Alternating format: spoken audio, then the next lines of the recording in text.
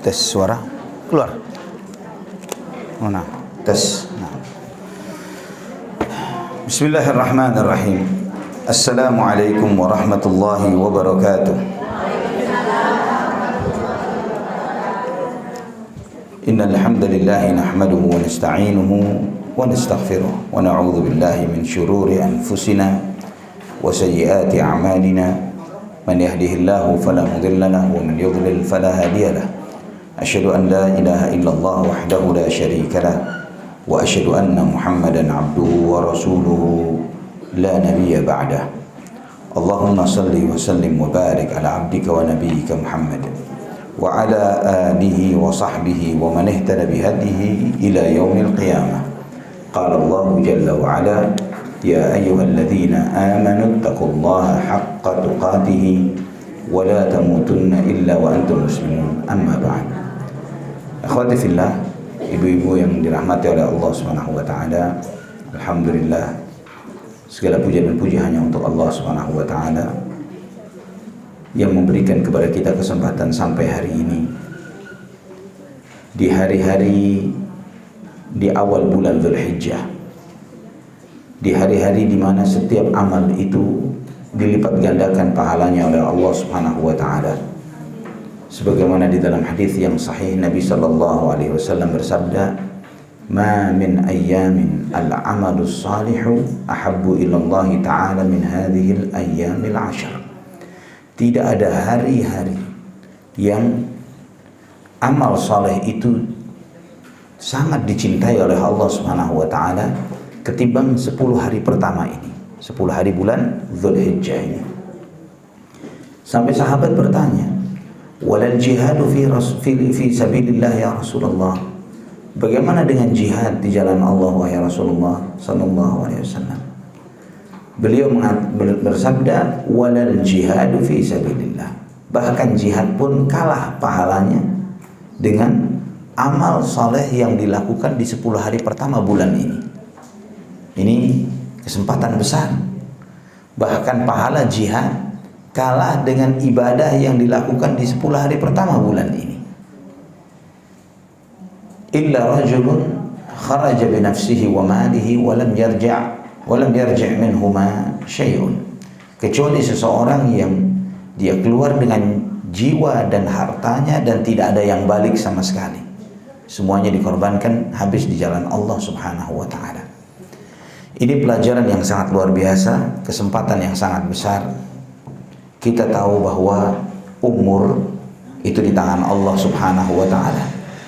Ajal di tangan Allah Subhanahu wa taala.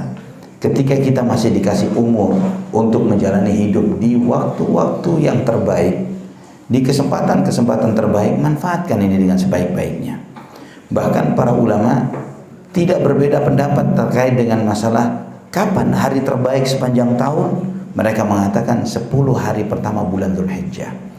Terus mereka berdebat, berdiskusi. Kalau dibandingkan dengan 10 hari terakhir Ramadan, mana lebih afdal? Mana lebih utama? 10 pertama ini atau 10 hari terakhir Ramadan? Para ulama mengatakan bahwa paginya, siangnya, dari terbit matahari sampai terbenamnya matahari, 10 hari ini lebih afdal daripada 10 hari terakhir Ramadan. Lebih utama dari 10 hari terakhir Ramadan. Malamnya Ramadan lebih afdal karena ada Lailatul Qadar. Subhanallah. Tapi bukan berarti malamnya 10 Dzulhijjah ini kurang nilai keutamaannya. Karena nilainya begitu besarnya sampai Allah Subhanahu wa taala bersumpah dengannya di dalam Al-Qur'an. Allah berfirman, "Wal fajri wa layalin 'ashr." Demi waktu fajar dan demi 10 malam. Silahkan baca tafsir-tafsir para ulama. Kata Ibnu Katsir rahimahullah ketika beliau menyebutkan perkataan Ibnu Abbas radhiyallahu an, perkataan Al-Mujahid, perkataan beberapa ulama mufassirin dari kalangan salaf, beliau mengatakan bahwa semuanya ulama-ulama itu, para imam-imam salaf mengatakan bahwa walayalin 'ashr, demi 10 malam adalah 10 hari pertama bulan Dzulhijjah. Dan kata beliau, inilah pendapat yang benar. Subhanallah. Allah bersumpah dengan sesuatu menunjukkan bahwa hal itu adalah sesuatu yang sangat besar, sesuatu yang sangat penting, jangan pernah disia-siakan. Maka kalau kita melihat bagaimana kebiasaan para ulama salaf di zaman dahulu memberlakukan 10 hari pertama Dzulhijjah ini, mereka mengikuti pesan Nabi sallallahu alaihi wasallam, fa'akthiru fiha tahlila wat takbira wat tahmid, maka perbanyaklah tahlil, takbir, tahmid di 10 hari pertama bulan ini. Maka sebagian sahabat mereka mengucapkan Allahu Akbar walillahil hamd, ya, dan mereka ada yang mengatakan Allahu Akbar la ilaha illallah, Allahu Akbar walillahil hamd, seperti seseorang yang membaca ketika takbir Id. Jadi mereka membiasakan itu. Mereka mengucapkan Allahu Akbar la ilaha illallah, Allahu Akbar walillahil hamd. Itu mereka biasakan, mereka baca di 10 hari pertama ini. Sampai Ibnu Umar, Abu Hurairah radhiyallahu anhuma, mereka ini dimanapun, di jalan-jalan, ketika mereka masuk pasar, mereka bertakbir. Sampai orang-orang di pasar itu dengar takbirnya Abu Hurairah dan Ibnu Umar, mereka pun bertakbir juga.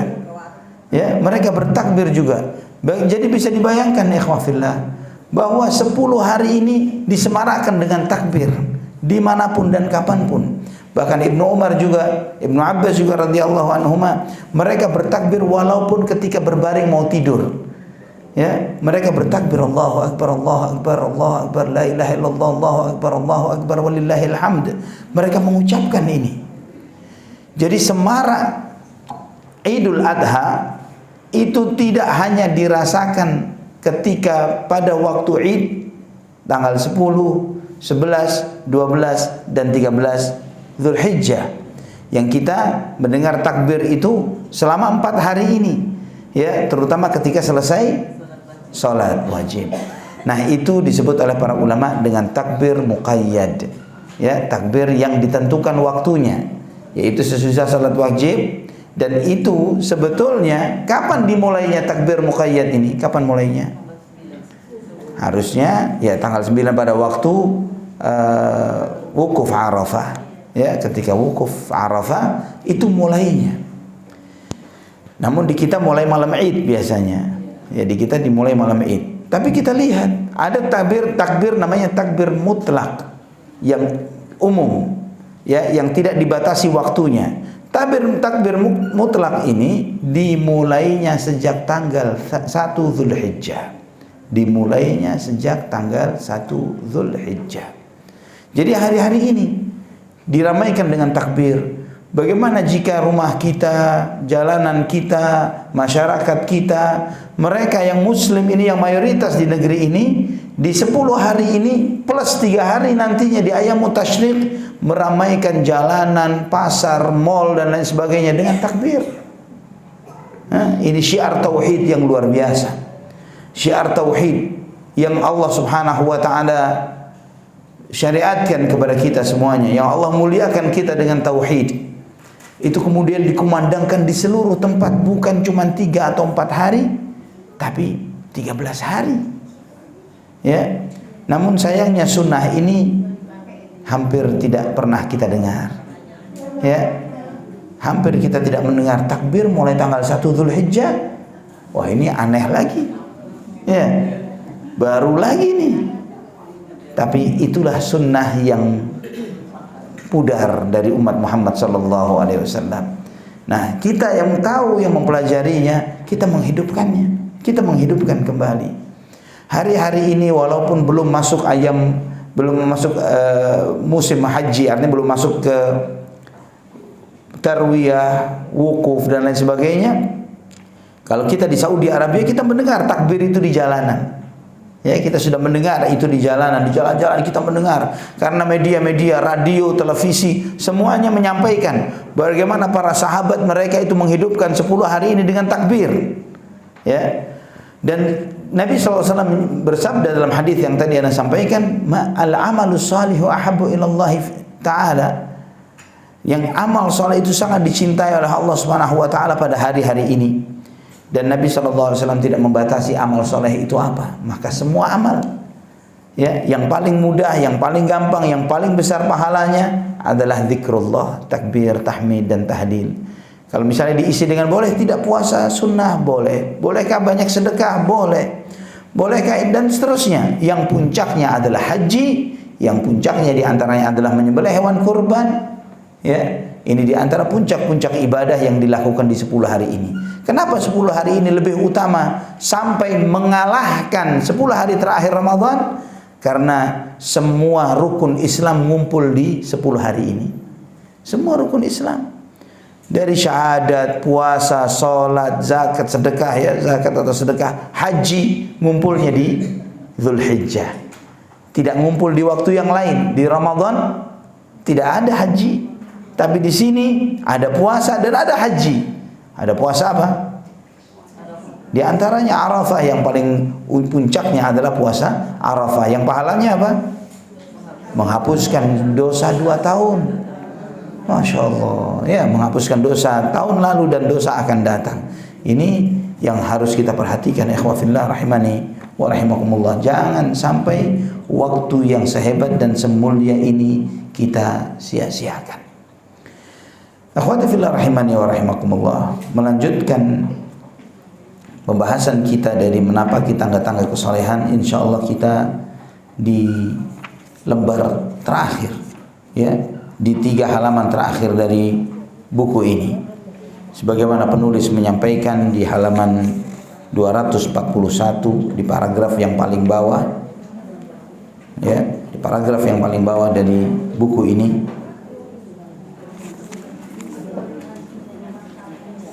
penulis berkata, Allah subhanahu wa ta'ala sangat gembira dengan taubat hambanya, sebagaimana dijelaskan dalam sebuah hadis yang tertera dalam Sahih Bukhari dan Sahih Muslim dari riwayat Anas bin Malik radhiyallahu anhu. Ia berkata, Rasulullah sallallahu alaihi wasallam bersabda, sungguh Allah amat gembira dengan taubat hambanya ketika ia bertaubat kepadanya, melebihi kebahagiaan seorang kalian yang kehilangan hewan tunggangannya lalu menemukannya kembali. Ia kehilangan tunggangannya di padang gersang, padahal tunggangannya itu membawa makanan dan minumannya, sehingga ia pun putus asa untuk menemukannya. Ia lalu menghampiri sebatang pohon dan berteduh dalam keadaan putus asa untuk menemukan tunggangannya.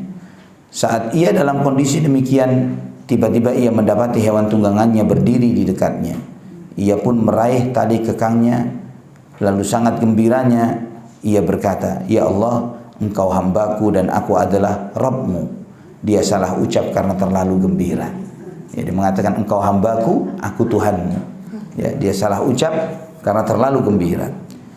Penulis menyampaikan, ketika kekasih yang sangat kau cintai tertawan musuh hingga tak mungkin lagi bertemu, dan engkau pun tahu ia akan disiksa dan dicelakakan, pada engkaulah yang lebih pantas untuk menerima siksaan itu daripada dia, sebab dia hanyalah benih yang kau semai atau sekedar hasil didikanmu. Lalu tiba-tiba kekasihmu itu berhasil melarikan diri dari tawanan musuh, lantas menemuimu tanpa perjanjian sebelumnya. Ia mengejutkanmu ketika dirinya berdiri di depan pintumu mencari perhatianmu, berupaya meraih simpatimu. Ia lumuri pipinya dengan tanah yang ada di ambang pintu. Bagaimanakah perasaanmu ketika bertemu dengan kekasihmu itu? Tentu engkau sangat senang dan gembira, karena engkau telah menjadikannya sosok yang istimewa bagimu, telah merelakannya sebagai pendampingmu dan pasti memprioritaskannya daripada orang lain. Demikianlah perasaan bahagia yang kau rasakan, padahal engkau bukanlah yang menciptakannya dan bukan pula yang mencurahkan kesenangan kepadanya. Jika itu yang kau rasakan, maka demikian pula dengan Allah yang begitu gembira dengan taubat hambanya. Allah yang begitu gembira dengan taubat hambanya, apalagi dia zat yang menciptakannya dan selalu melimpahkan nikmatnya kepadanya. Dan Allah ingin menyempurnakan nikmatnya kepada hambanya itu. Ini penulis kemudian menyampaikan, inilah penutup dari pembahasan yang bisa kami susun dan himpun. Kami berharap semoga Allah menerimanya sesuai dengan kapasitasnya. Kami juga memohon agar Allah memberi kebaikan dan pahalanya kepada kami pada hari kiamat, karena dialah yang maha kuasa dan apapun yang atas apapun yang dikehendakinya, maha mengabulkan permohonan. Dan penutup doa kami, alhamdulillahirabbil alamin. Saya akan jelaskan apa yang disampaikan oleh penulis ini. Akhwati fillah rahimani wa rahimakumullah. Ini di antara rahasia yang paling besar dari rahasia taubat, yang tidak mudah untuk diungkapkan dengan kata-kata. Jika bukan karena seruan iman yang disaksikan oleh hamba-hamba Allah Subhanahu wa ta'ala, para kekasihnya, yang mereka mengenal Allah Subhanahu wa ta'ala, yang semakin kenal Allah akan semakin cinta kepadanya, akan semakin tunduk dan tenang dekat dengannya, akan semakin rindu kepada Allah Subhanahu wa ta'ala, akan semakin tinggi semangatnya untuk berzikir menyebut namanya, menyaksikan betapa luasnya maha baiknya Allah Subhanahu wa ta'ala, bagaimana Allah Subhanahu wa ta'ala yang menunjukkan dan mengenalkan kita akan zatnya, mengenalkan Allah terhadap diri kita melalui ayat-ayat Al-Quran dan sabda-sabda Nabi-Nya.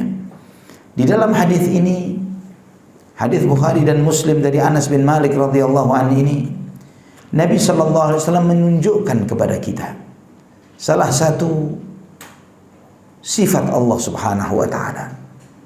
Beliau adalah manusia yang paling kenal Allah Subhanahu wa taala. Tidak ada yang lebih kenal Allah melebihi Nabi kita Muhammad sallallahu alaihi wasallam. Tidak ada yang lebih mengenal Allah melebihi beliau. Mengenal Allah Subhanahu wa ta'ala, mengenal nama-namanya, mengenal sifat-sifatnya, mengetahui maha baiknya Allah Subhanahu wa ta'ala. Di dalam hadis ini Nabi sallallahu alaihi wasallam menyampaikan, "Lallahu afrahu bi taubati 'abdihi hina yatubu ilaihi." Sungguh Allah sangat gembira menerima taubat hambanya ketika salah seorang di antara kalian bertaubat kepada Allah, melebihi salah seorang di antara kalian kana ala rahilatihi bi ardi falatin fanfalatat minhu, melebihi seseorang yang dengan kendaraannya di satu padang pasir yang kemudian kendaraan itu terlepas darinya, wa 'alaiha ta'amuhu wa syarabuhu, dan sedangkan di kendaraannya itu ada makanan dan minumannya, fa aisa minha, maka dia sudah putus asa karena kendaraannya hilang, di situ ada makanan dan minumannya. Fa ata syajaratan fattaja'a fi dhilliha, maka dia mendatangi sebuah pohon, dia berteduh di sana, nunggu mati, nunggu nasib. Qad aisa min rahilatihi, dia putus asa dari kendaraannya bakal balik atau tidak. Fa bainama huwa kadzalika idh huwa biha qa'imatan indahu, tiba-tiba dalam keadaan seperti itu kendaraannya balik berdiri di depannya, balik. Fa akhadha bi khitamiha, maka dipeganglah pelana kendaraannya ini, pelana kudanya ini. Thumma qala min syiddatil farah, dan dia berkata karena begitu bahagianya, Allahumma anta abdi wa ana rabbu, ya Allah engkau hambaku, aku Tuhanmu. Akhta'a min syiddatil farah, dia salah ucap karena terlalu bahagia. Ini pelajaran berharga bahwa kadang orang ketika dalam dikuasai suatu emosi tertentu, seringkali dia mengucapkan hal-hal di luar nalarnya. Ya, kalau diingatin, kamu salah ucap tadi, kamu begini. Astagfirullah, benar saya begitu. Ya, luapan emosi karena terlalu gembira, terlalu sedih, terlalu marah, ya, membuat orang itu mengucapkan kalimat-kalimat yang tidak disadarinya. Maka di dalam ketentuan syariat, para ulama menegaskan bahwa seseorang yang mengucapkan suatu kalimat-kalimat bahkan kufur sekalipun, kalimat kufur, karena dia sedang terlalu marah, terlalu sedih, terlalu bahagia, maka ucapan itu tidak dinilai, tidak dihukum. Ya, karena ucapan mengatakan ya Allah engkau hambaku, aku Tuhanmu, kalau dalam keadaan sadar dia mengucapkan itu, kafir dia. Ya, dia mengatakan Allah hambanya, kafir. Ya, namun karena ini dalam luapan emosi tidak dikafirkan. Ya. Demikian pula dengan ketika seorang laki-laki, seorang suami lagi cekcok berat sama istrinya, sang marah dia dan dia mengatakan dia menceraikan istrinya. Yang seperti ini pendapat yang terkuat di antara para ulama, tidak jatuh talak, tidak jatuh talak. Ya, karena emosi, nggak sadar dia. Ketika dia mulai reda, ya Allah, salah ucap saya, astagfirullah. Kenapa sampai sebegitunya saya? Ya, kebawa emosinya sampai dia menceraikan istrinya. Yang seperti ini tidak jatuh talak. Nah, akhwati fillah rahimani wa rahimakumullah. Di dalam hadis ini Allah Subhanahu wa taala mengenalkan zatnya. Rasulullah SAW menunjukkan akan kemahabesaran Allah Subhanahu wa taala. Begitu besarnya cintanya kepada kita, kepada manusia, yang di luar nalar yang bisa ditangkap oleh manusia. Allah Subhanahu wa taala menciptakan manusia ini dan dipilih menjadi makhluk yang dimuliakan oleh Allah Subhanahu wa taala. Laqad khalaqnal insana fi ahsani taqwim. Sungguh telah kami ciptakan manusia dengan bentuk yang paling sempurna. Dimuliakan, diciptakan khusus oleh Allah Subhanahu wa taala. Dan Allah Subhanahu wa taala menciptakan segala sesuatu untuk manusia. Wa khalaqa lakum ma fil ardi jami'a. Allah menciptakan semuanya untuk kalian. Semua itu diciptakan oleh Allah untuk manusia. Dan secara khusus Allah Subhanahu wa taala kepada manusia ini mengenalkan zatnya kepada manusia. Mencintai manusia, mendekatkan manusia kepadanya, memuliakannya dengan kemuliaan yang tidak diberikan kepada makhluk yang lainnya. Segala sesuatu di langit dan di bumi ditundukkan untuk manusia. Bahkan malaikat yang ahli taat ini diciptakan oleh Allah Subhanahu wa taala untuk melayani manusia.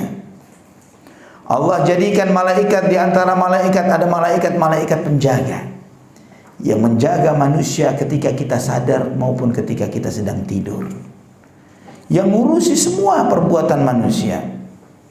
Dan ketika manusia sedang muqim atau sedang musafir, Allah turunkan kepada manusia kitab-kitab sucinya. Allah pilih dari manusia rasul-rasulnya, utusan-utusannya. Allah Subhanahu wa taala berfirman langsung kepada sebagian dari manusia ini, kepada Adam, kepada Musa, kepada Ibrahim, kepada Musa, kepada Nabi kita Muhammad sallallahu alaihi wasallam. Allah memilih di antara manusia Khalil. Khalil ini kekasih terdekat, kita telah membahas itu.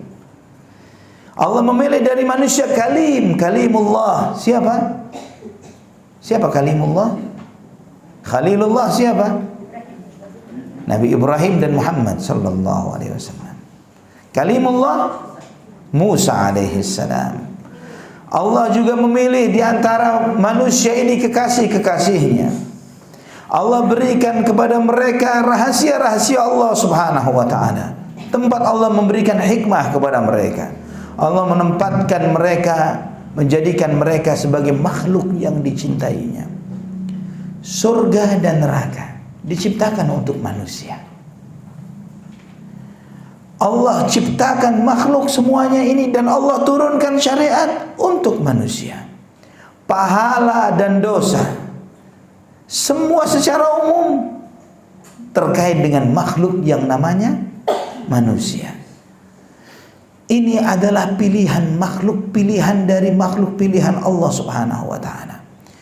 Tujuannya syariat, perintah dan larangan manusia, pahala dan dosa manusia. Manusia ini makhluk yang spesial di sisi Allah Subhanahu wa taala.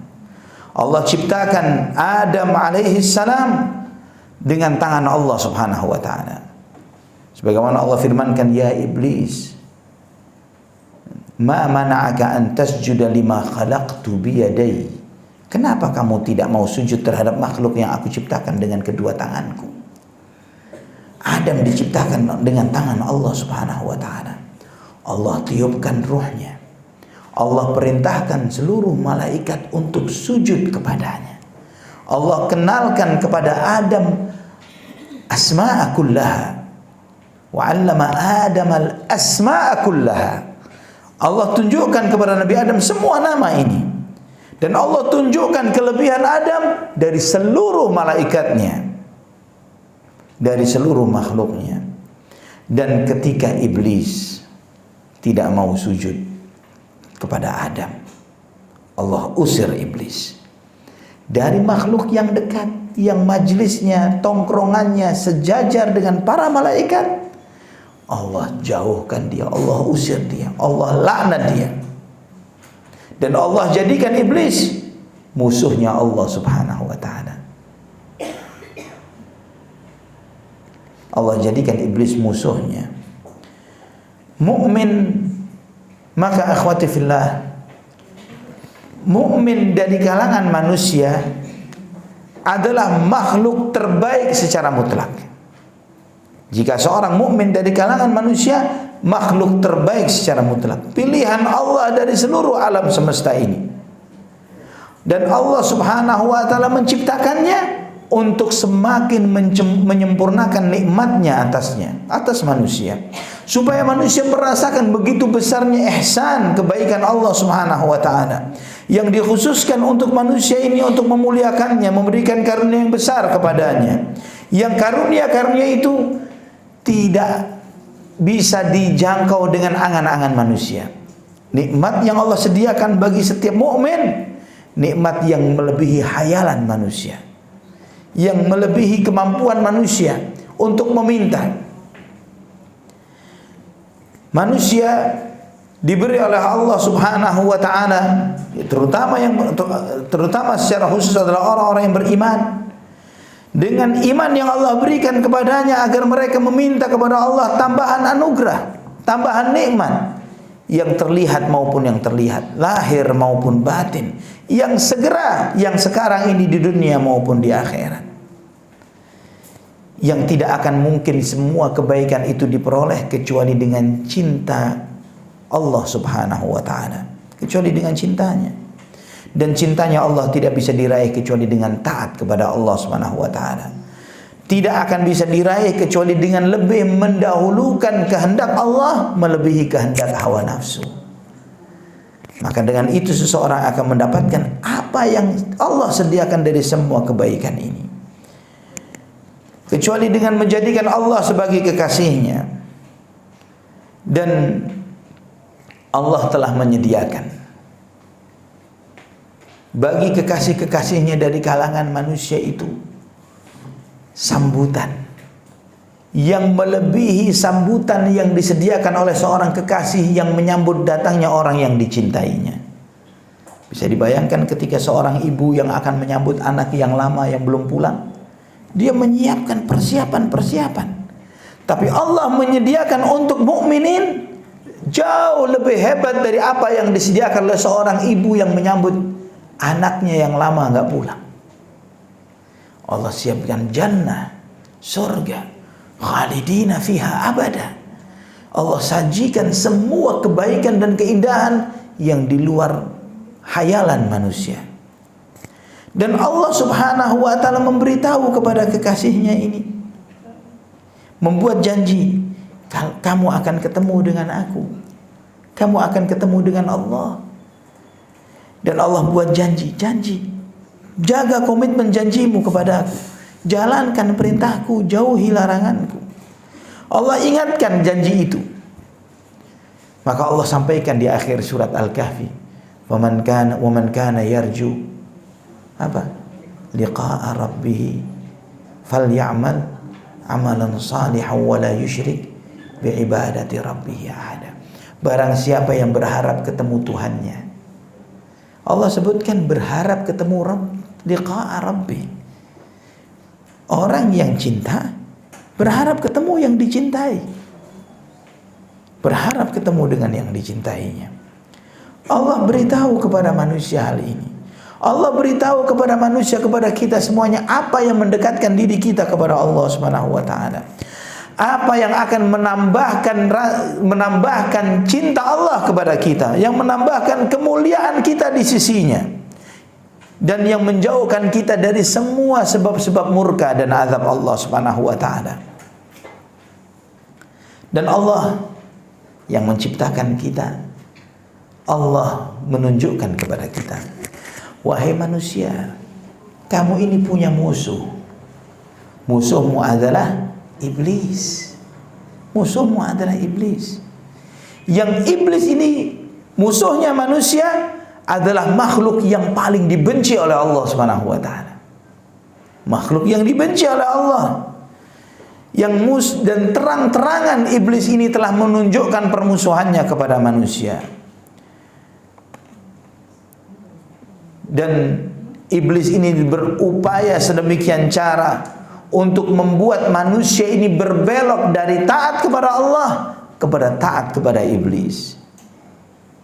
Dari loyal kepada Allah kemudian loyal kepada iblis. Dia terus berusaha untuk memutus jalur, memutus tali cintanya Allah dari manusia ini. Manusia ini digoda sedemikian rupa oleh syaitan, oleh iblis dan keturunannya, supaya terputus cintanya Allah kepada kita, supaya putus itu. Dan ikhwah fillah rahimani wa rahimakumullah, dan iblis tidak cukup sampai di situ. Dia siapkan bala tentara. Dia pilih tentara golongan-golongannya, pengikut-pengikutnya. Dia tidak cukup dari golongan syaitan, dia ambil juga dari kalangan manusia. Dan manusia seringkali tidak sadar bahwa iblis itu dan syaitan ini musuhnya. Maka Allah ingatkan di surat Al-Kahfi, afatattakhidunahu wa dzurriyyatahu awliya'a min duni wa hum lakum adu bi'salidz zalimina badala.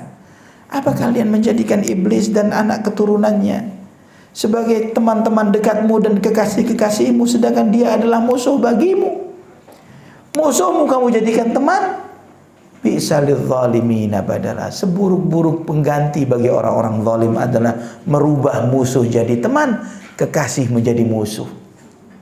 Kekasihnya Allah Subhanahu wa taala yang mencintainya, yang merahmatinya, dirubah jadi musuhnya. Akhwati fillah rahimani wa rahimakumullah. Maka sebagai misinya iblis ini dan bala tentaranya, dia mengajak manusia untuk kufur kepada Allah Subhanahu wa taala, tidak beriman kepadanya. Mengajak manusia untuk jauh dari jalan Allah Subhanahu wa taala, mendustakannya dan menggoda manusia dengan beragam godaan syubhat dan syahwat. Mengganggunya dengan beragam gangguan. Berupaya untuk membuat manusia ini keluar dari naungan cinta Allah dan rahmatnya, lepas dari cinta dan rahmatnya Allah Subhanahu wa taala, sehingga terlepaslah semua hal yang dengannya Allah mencintai hamba itu. Semua kebaikan itu diberikan oleh Allah kepada manusia karena Allah mencintai manusia. Namun ketika manusia memilih untuk pro kepada syaitan, iblis dan bala tentaranya ketimbang kepada Allah, maka semua kebaikan itu diambil oleh Allah Subhanahu wa taala. Dari cinta menjadi murka, dari nikmat menjadi azab, dari ilmu menjadi, dari ma'rifah, dari mengenal Allah menjadi bodoh, dari jahal kebodohan. Dan akhwati fillah rahimani wa rahimakumullah, maka Allah Subhanahu wa taala mengingatkan manusia. Berapa banyak kisah Adam dan iblis diceritakan di Al-Quran. Berapa banyak, berapa sering kita baca dalam banyak ayat. Apa hikmah di balik itu? Supaya kita ini sadar mana musuh dan mana lawan dan mana kawan. Jangan sampai salah. Jangan sampai salah memilih lawan jadi kawan dan kawan menjadi lawan. Jangan sampai salah. Berulang-ulang diingatkan oleh Allah Subhanahu wa taala. Dan kemudian Allah Subhanahu wa taala menunjukkan kepada kita bahwa setan ini punya wala tattabi'u khutuwatis syaitan. Jangan kamu ikuti langkah-langkah syaitan. Diingatkan bahwa setan ini punya program, punya misi, punya cara untuk menggiring, menyeret manusia sejauh-jauhnya dari jalan Allah Subhanahu wa taala. Dikenalkan kepada manusia tipuan-tipuan syaitan supaya kita tidak terjebak di dalam tipuan-tipuan itu. Dan juga Allah mengenalkan di dalam komitmen dan janji itu di dalam Al-Quran. Di samping Allah menunjukkan tipuan syaitan, di samping Allah menunjukkan janji antara kita dengan Allah untuk menjalankan perintah dan menjauhi larangan, Allah juga mengenalkan akan zat yang maha mulia, bahwa Allah adalah maha dermawan, Allah maha mulia, Allah maha pengasih dan penyayang, bahwa rahmatnya mendahului murkanya, kesabaran Allah terhadap kezaliman hambanya mendahului azabnya. Allah tahu hamba-hambanya yang zalim, yang jahat, yang berbuat maksiat, tapi tidak langsung diturunkan azab kepada mereka. Allah maafnya mendahului hukumannya. Allah Subhanahu wa taala mengucurkan terus nikmatnya kepada manusia. Allah telah menetapkan untuk zatnya wa kataba ala nafsihi rahmah. Allah tetapkan rahmat untuk zatnya. Dan Allah Subhanahu wa taala lebih mencintai berbuat baik, bersikap dermawan, mengampuni dan memaafkan, mengaruniai ketimbang mengazab dan menghukum. Itu yang dipilih oleh Allah Subhanahu wa taala untuk zatnya yang maha agung dan mulia. Semua kebaikan dari Allah Subhanahu wa taala, semua kedermawanan dari Allah Subhanahu wa taala. Dan Allah Subhanahu wa taala lebih memilih untuk bersikap dermawan terhadap seluruh makhluknya, memberikan karunia sebesar-besarnya, mengucurkan rahmat dan kasih sayangnya, menyempurnakan nikmatnya kepada manusia. Dan Allah melipat gandakan karunia-Nya kepada manusia. Allah mengenalkan kepada kita melalui nama-nama dan sifat-sifatnya. Dan Allah mengenalkan kepada kita melalui betapa besar nikmat yang telah Allah berikan kepada kita. Berapa banyak ayat Quran yang mengenalkan ini, menyebut Asmaul Husna dan sifat-sifatnya. Ayat Quran yang menunjukkan besarnya nikmat Allah kepada kita. Sampai Allah mengingatkan fabi ayyi alai rabbikuma tukadziban. Nikmat Tuhanmu yang mana yang kalian dustakan? Mana yang kalian dustakan? Dikenalkan banyak sekali dalam banyak ayat Al-Quran. Allah Subhanahu wa ta'ala yang maha dermawan, Allah Subhanahu wa ta'ala yang menciptakan makhluknya yang dermawan. Semua makhluk yang dermawan, manusia yang baik, ciptaan Allah Subhanahu wa ta'ala.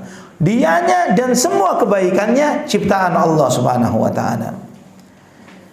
Jika semua kedermawanan semua makhluk, kebaikan semua makhluk yang baik dari zaman Adam alaihissalam sampai manusia terakhir, dipilih orang-orang yang baik dengan semua kebaikannya, dengan semua kedermawanannya, dibandingkan dengan kedermawanannya Allah, tidak sebanding dengan setetes kedermawanannya Allah Subhanahu wa taala. Tidak ada yang maha karim, yang maha dermawan melebihi Allah Subhanahu wa taala. Allah Subhanahu wa taala yang menciptakan semua kedermawanan. Allah Subhanahu wa ta'ala yang memberikan kepada setiap orang yang mau memberi apa yang mereka beri. Orang yang dermawan bisa ngasih orang, kedermawanannya dari Allah. Harta yang dia kasih ke orang lain dari Allah Subhanahu wa ta'ala. Dia ini cuman penjaga gudang saja. Allah yang suruh ente harus baik kepada fulan, kasih fulan, kasih fulan.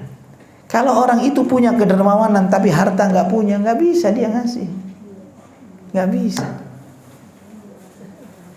Atau dia punya tapi tidak dikasih kedermawanan, nggak bakal ngasih juga. Jadi yang maha baik Allah Subhanahu wa ta'ala. Subhanallah.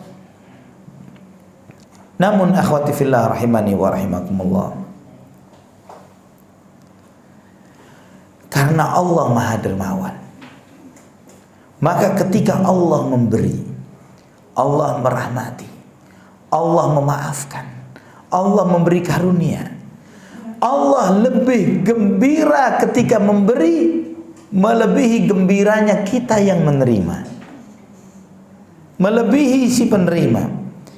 Kita melihat, ditambah lagi misalnya di saat kita menerima pemberian itu ketika kita lagi butuh-butuhnya, dan apa yang diberi memang sesuatu yang sangat berharga dan besar.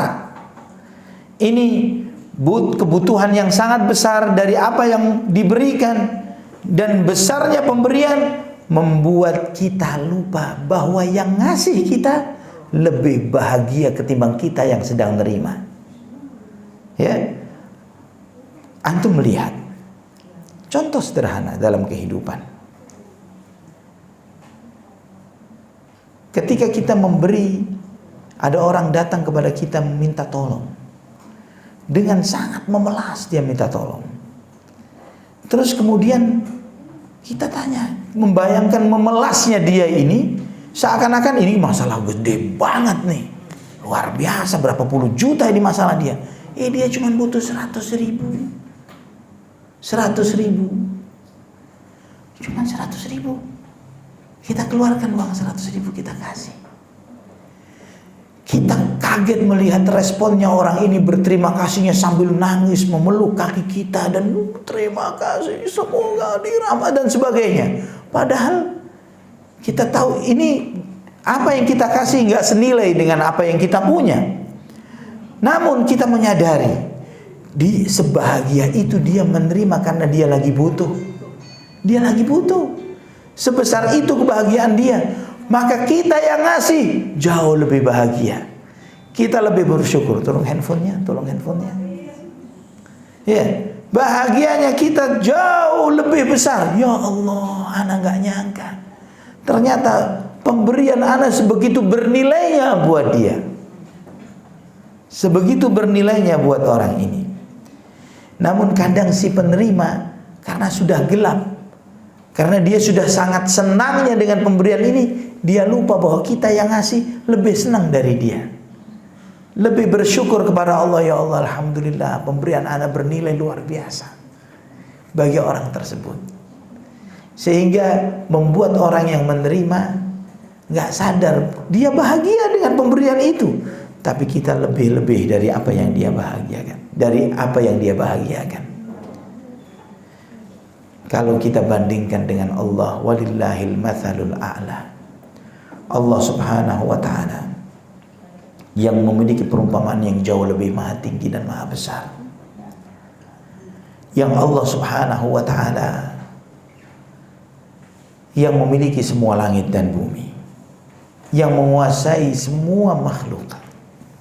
Yang Allah yang mengenalkan kepada kita, Allah maha pengasih, maha penyayang, maha dermawan, maha pengampun dan pemaaf. Andai kata semua makhluk, manusia dan jinnya, kumpul semuanya, semuanya minta kepada Allah, semuanya dikasih, tidak akan mengurangi setetes pun kekuasaan Allah Subhanahu wa taala. Nggak bakal berkurang. Segala sesuatu di langit dan di bumi milik Allah Subhanahu wa taala.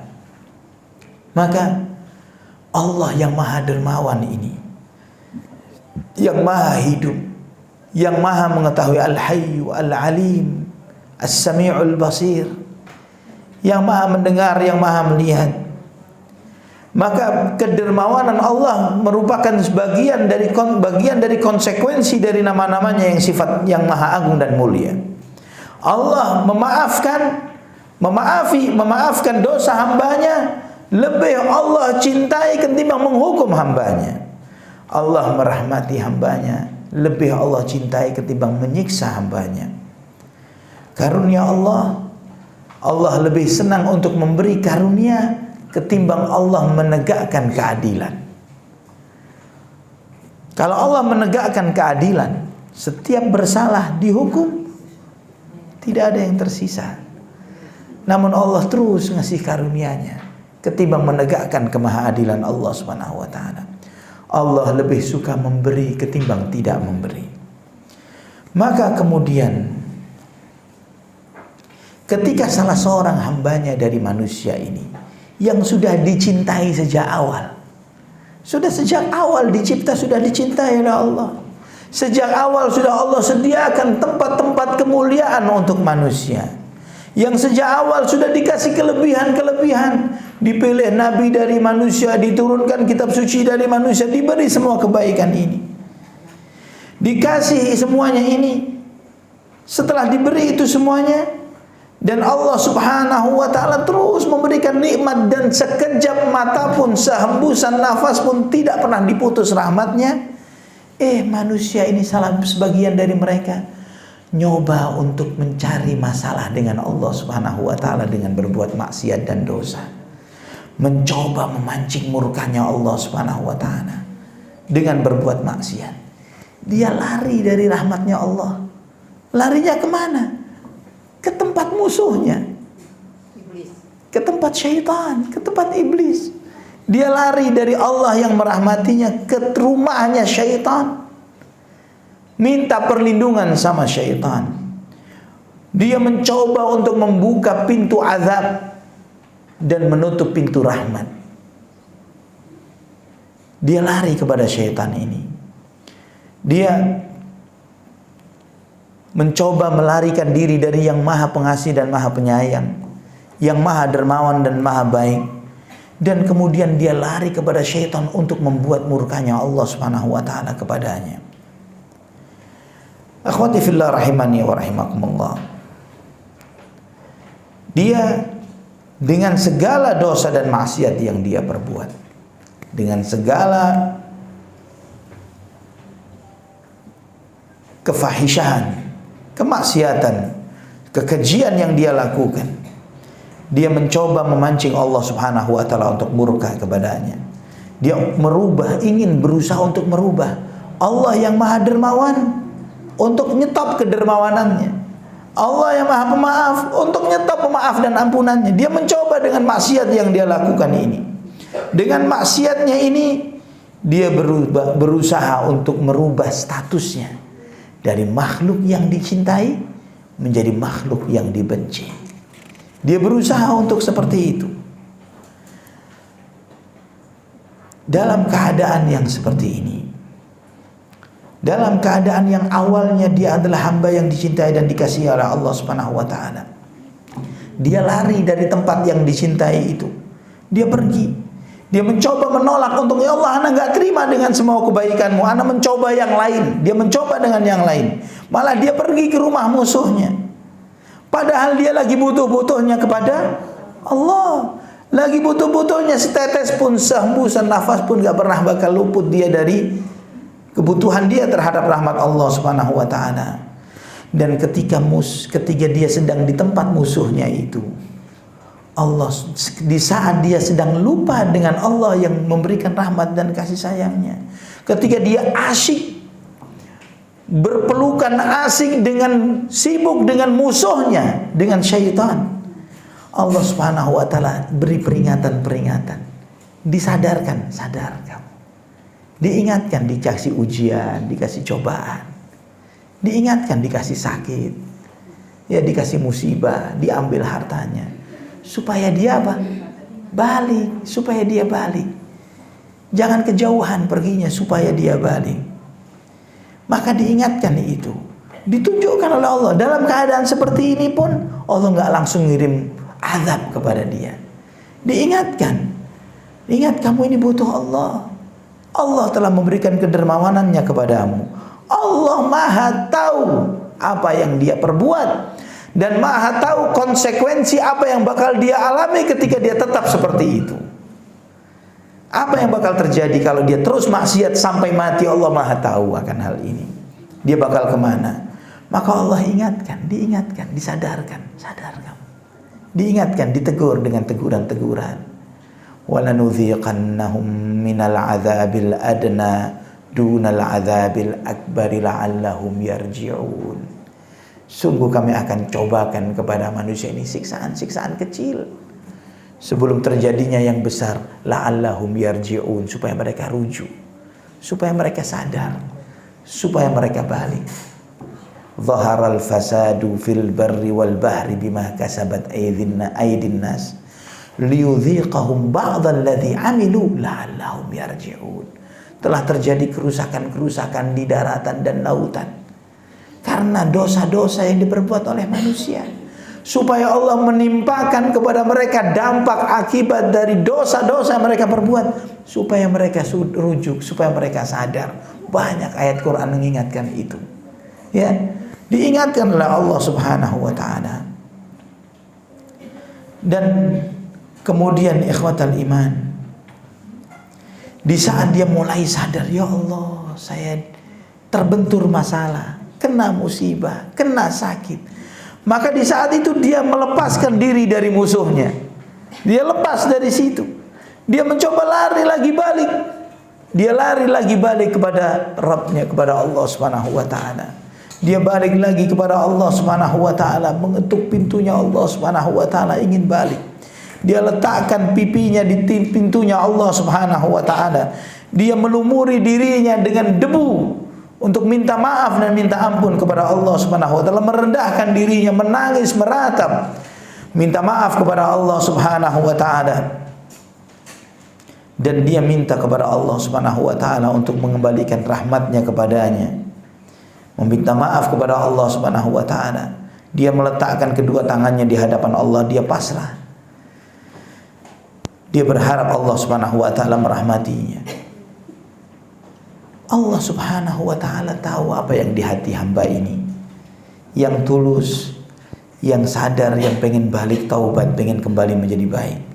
Maka alih-alih Allah menurunkan murkanya, yang Allah pada dasarnya Maha Pengasih dan Maha Penyayang, maka Allah balikkan lagi semua kasih sayangnya kepada hamba tersebut.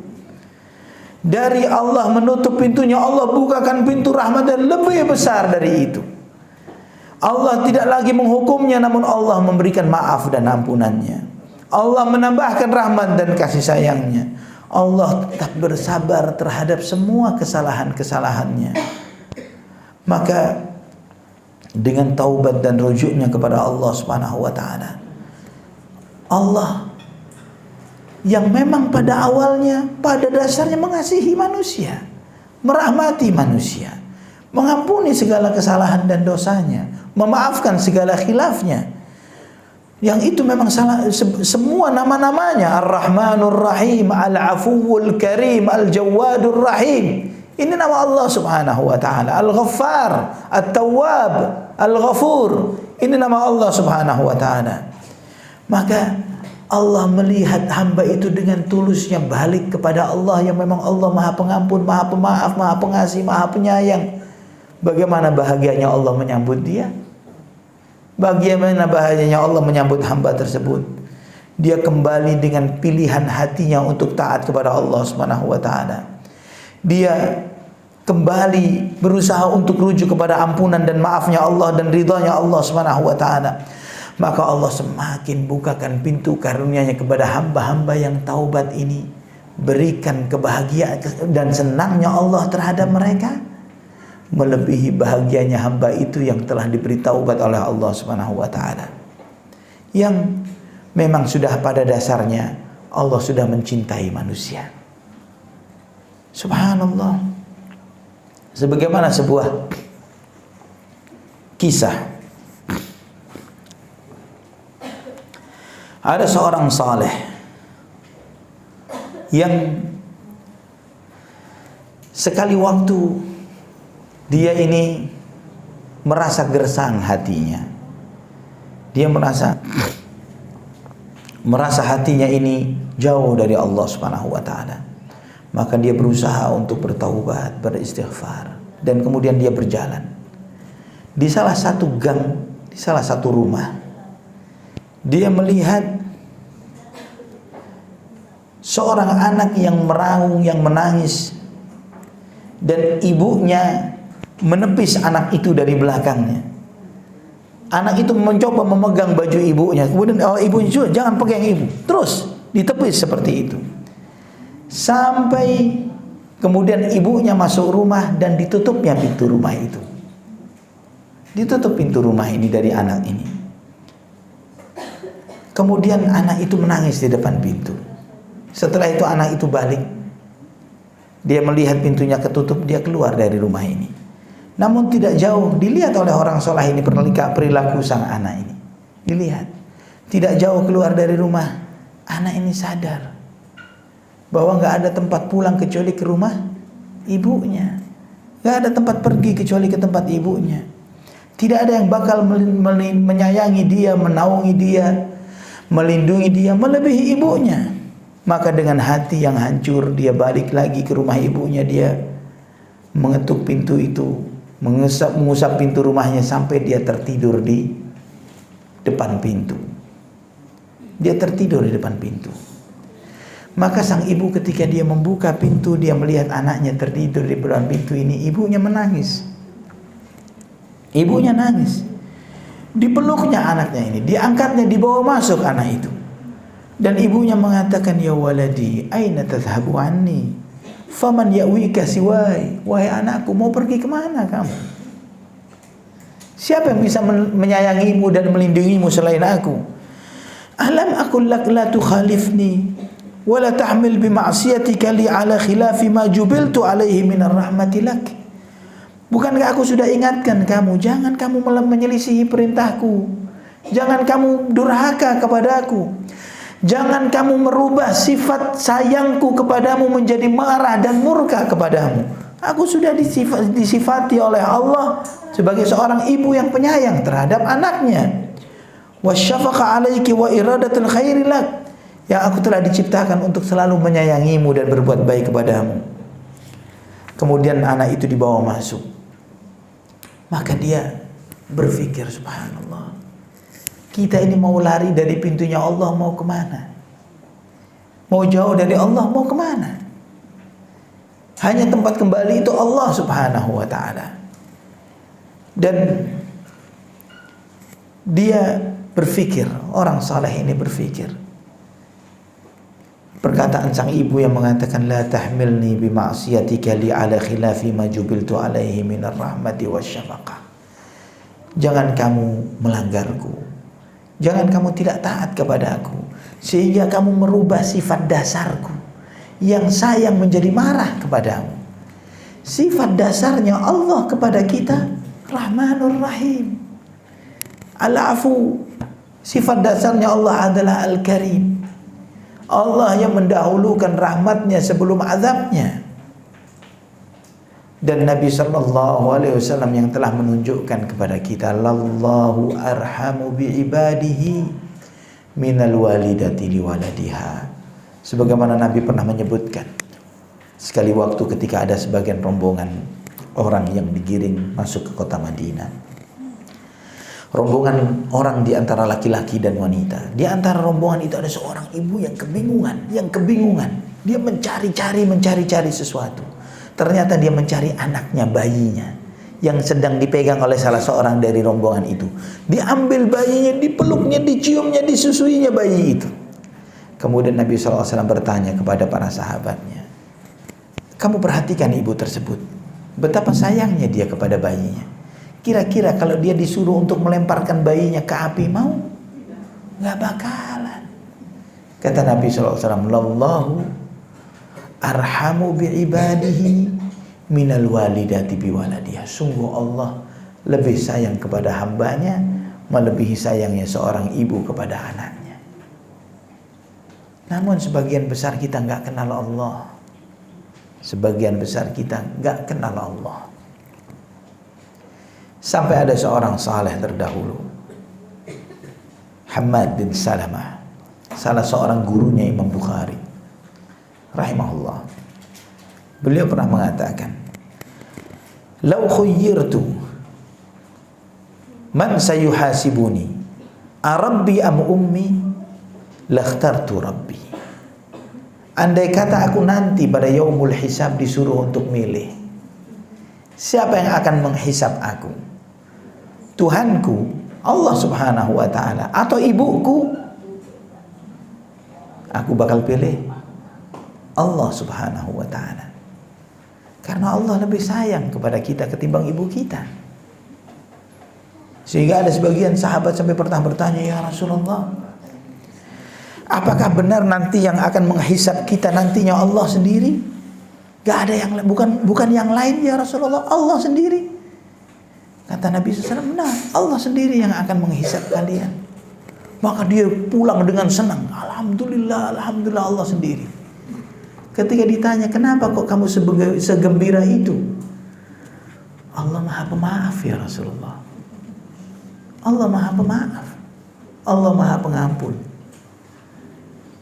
Apalagi yang kita harapkan dari diri kita untuk keselamatan kita melebihi memiliki Rabb Tuhan Allah Subhanahu wa taala yang Maha Pemaaf dan Maha Pengampun. Maka akhwati fillah rahimani wa rahimakumullah, jika Allah Subhanahu wa taala itu lebih sayang kepada kita melebihi sayangnya ibu kita kepada kita, maka kita harus sadar ketika seorang hamba berbuat maksiat dan dosa, dia sedang mencoba merubah sifat dasarnya Allah yang aslinya menyayangi, merahmati, mengampuni, memaafkan. Kita mencoba merubah sifat itu dengan azab dan murkanya.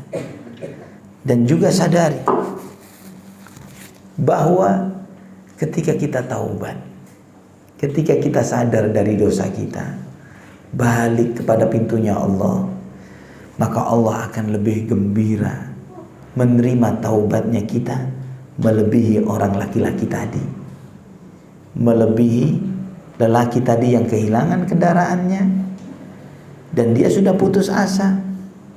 Ketika dalam kondisi seperti itu, tiba-tiba kendaraannya balik kepada dia, dan saking senangnya dia sampai mengatakan, ya Allah, engkau hambaku, aku Tuhan.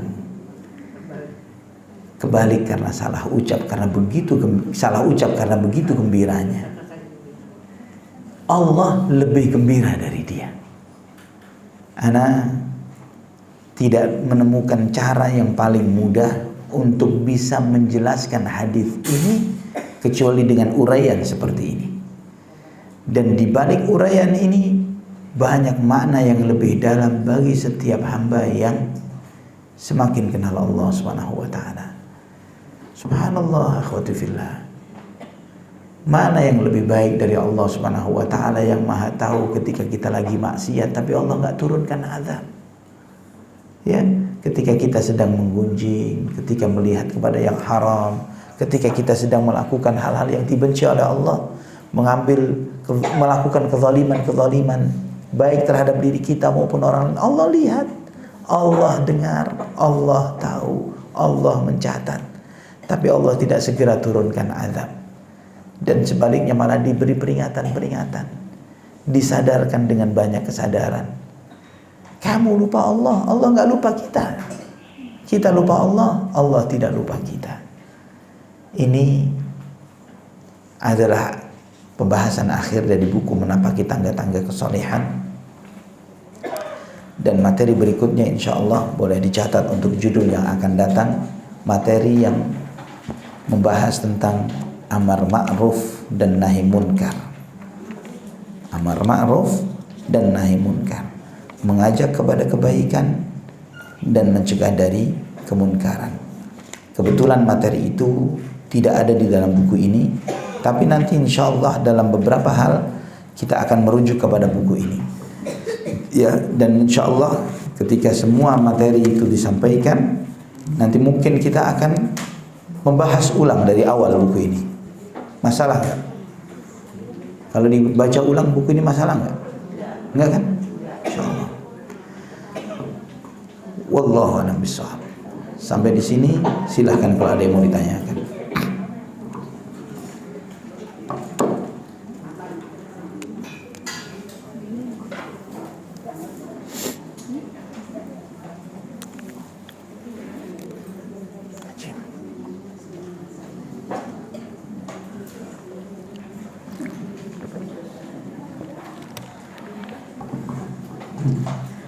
Ada yang bertanya?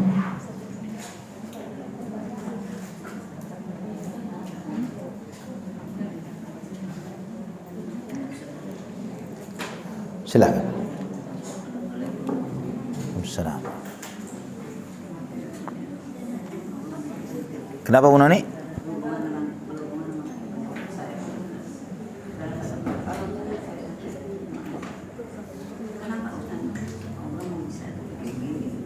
Kenapa?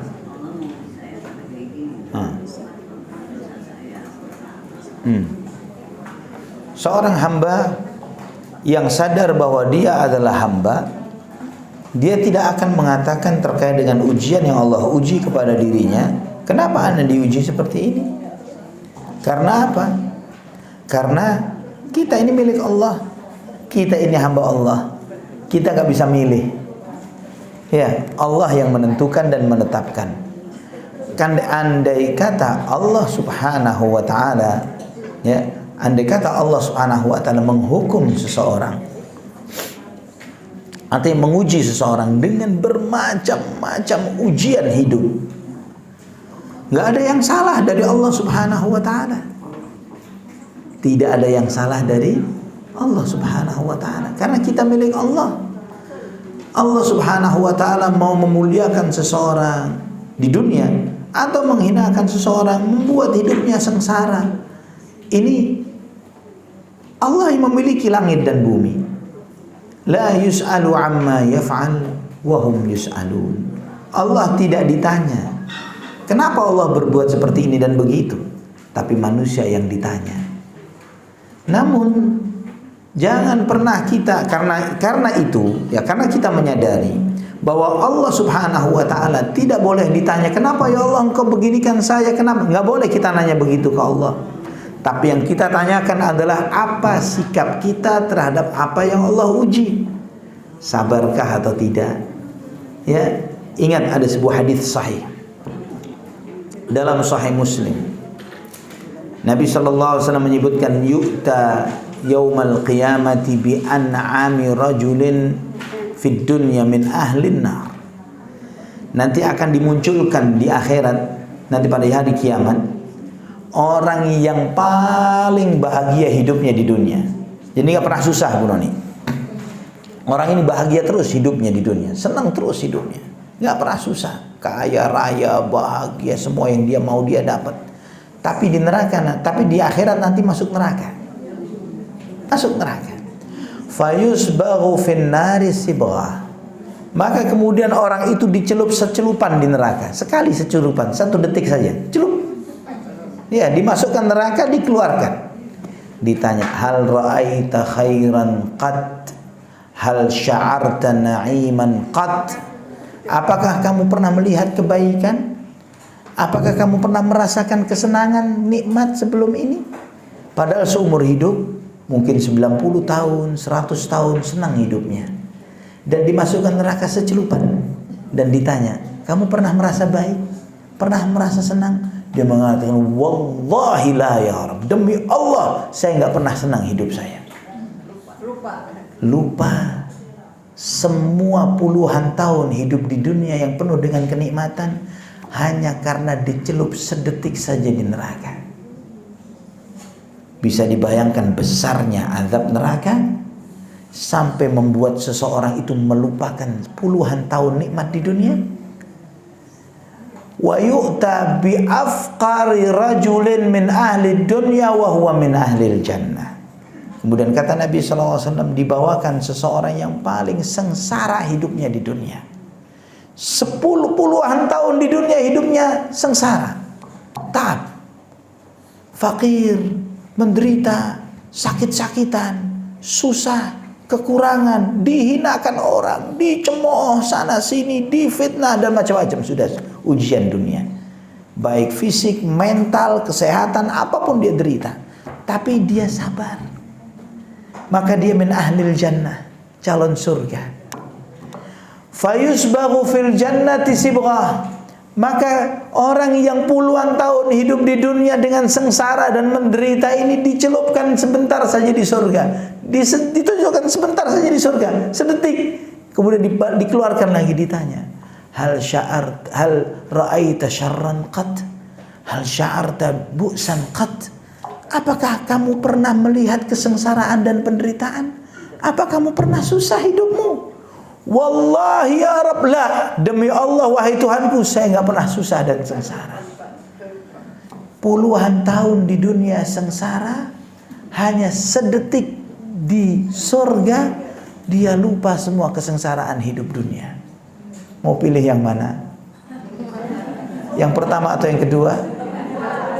Mau sengsara di dunia, bahagia di akhirat? Hah?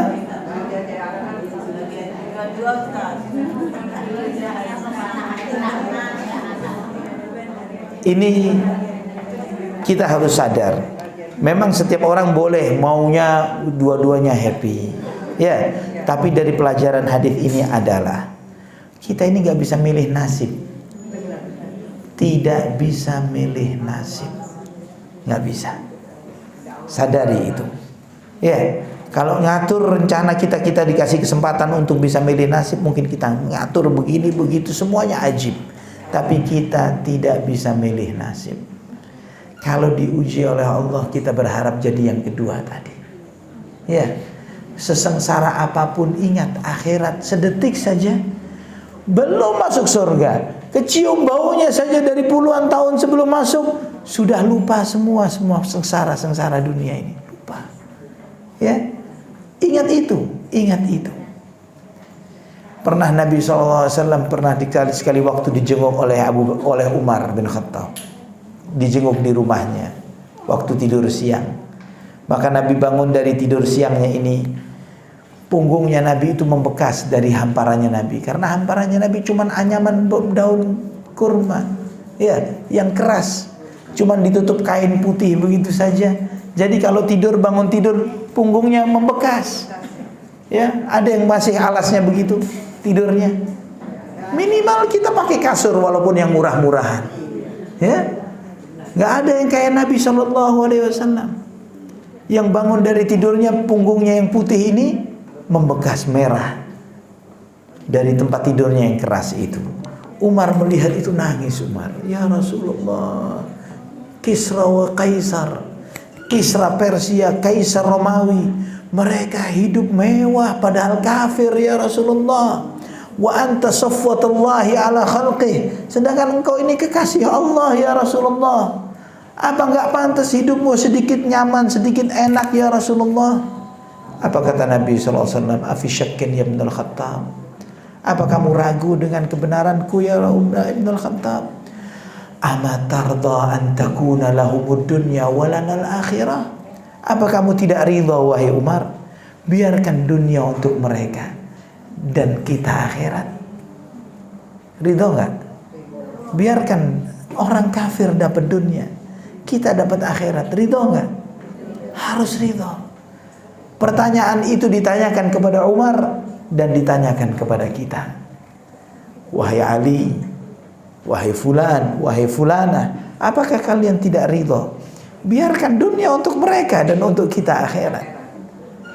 Kalau kita bertanya seperti ini untuk kita nggak pernah baper. Kenapa orang kafir kok begitu senangnya, begitu zalimnya, begitu tapi nggak diapa-apain? Biarin, mereka cuman sebentar. Sebentar lagi sengsaranya berlama-lama mereka ini. Yang khalidina fiha abada, ulaika hum syarrul bariyah. Mereka kekal di dalamnya selama-lamanya dan mereka seburuk-buruknya makhluk. Mungkin ini ya akhwati fillah. Insyaallah kajian berikutnya tema kita adalah amar ma'ruf dan nahi munkar, mengajak kepada kebaikan dan mencegah dari kemunkaran. Aqulu qouli hadza subhanakallahumma wa bihamdik asyhadu an la ilaha illa anta astaghfiruka wa atubu ilaik. Wassalamu alaikum warahmatullahi wabarakatuh. La haula wala quwwata illa billahil aliyyil azim.